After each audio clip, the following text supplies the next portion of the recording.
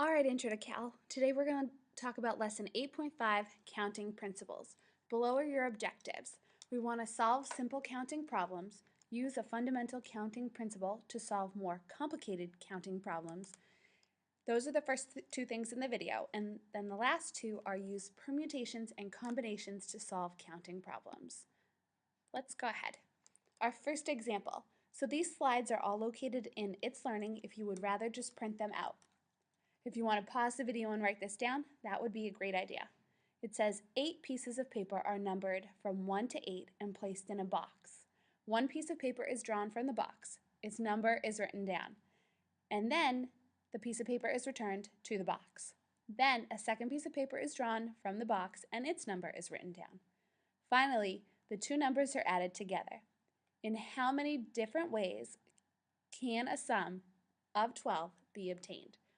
So for these counting principle ones, we need to think about what's actually happening and how we can get 12. So if you think of your combinations for 12, you can have, go to the next slide. If you draw a 4 for your first card and your second card's an 8, then you have one way that you can get 12. And then say you draw a 5 and a 7, that's another way. And then a 6. Remember, you're taking the 6 and then you're putting it back in the box. So you can get a 6 again. So 6 plus 6 is 12. And then say you draw a 7 and a 5. That's one way. And then if you pick an 8 and pick a 4, that's the fifth way. So you have 5 ways that you can obtain a sum of 12.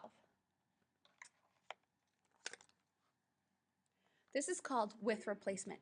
We're replacing the number, so our second number we pick has all of the first 8 previous ones to choose from. The second example is the exact same problem, except this time we're not replacing that first piece of paper.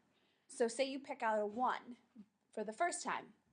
Your second one you pick isn't going to be 1 because you'll still have it in your hand. You're not returning it to the box. So this changes it just a little bit because now you can't get that 6-6 combination. This is called without replacement. Oh, I thought I had another slide. So you can have 5 and then a 7. You can have 4 and then an 8. You can have 7 then 5 or 8 then 4. But you'll never be able to get that 6 combination because you're not taking that 6th card out again. So on to the fundamental counting principle. So take a second and write down what's highlighted in yellow. It says let E1 and E sub 2 be 2 events. The first event, E sub 1, can occur in M1 different ways. After E sub 1 has occurred, E sub 2 can occur in M2 different ways.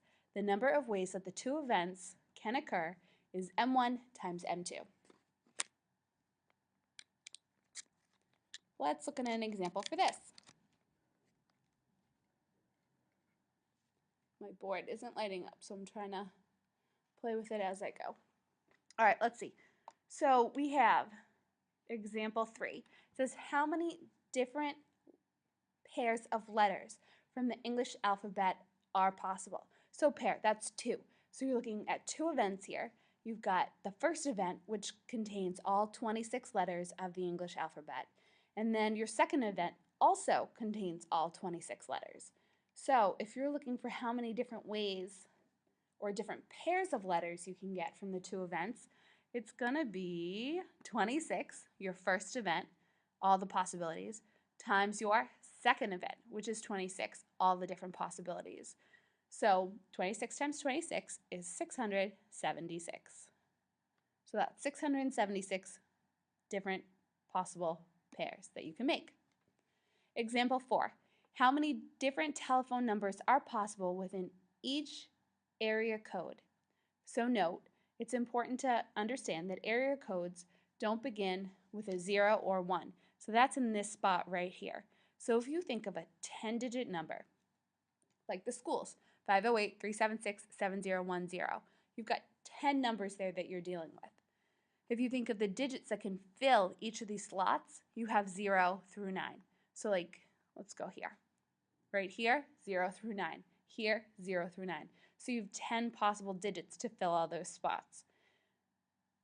So this, and again, I wish my board was working. This right here, you can't have 0 or 1. So you only have 8 possible digits that can go there. Here, you can have 0 through 9, so that's 10. So already, we've got 8 times 10 times 10 times 10 times 10 times 10 times 10 times 10 times 10 times 10.